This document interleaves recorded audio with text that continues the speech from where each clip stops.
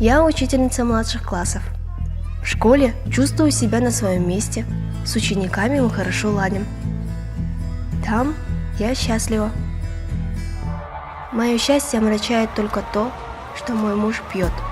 И когда он выпивает, он становится очень агрессивным. Иногда в таком состоянии он приходит в школу и устраивает мне скандал. Или даже может избить меня на глазах у всех. В этот раз все произошло иначе. В тот момент, когда мой муж в очередной раз пришел со скандалом, неожиданно за меня заступился второклассник. Его примеру последовали старшеклассники, а за ними и учителя.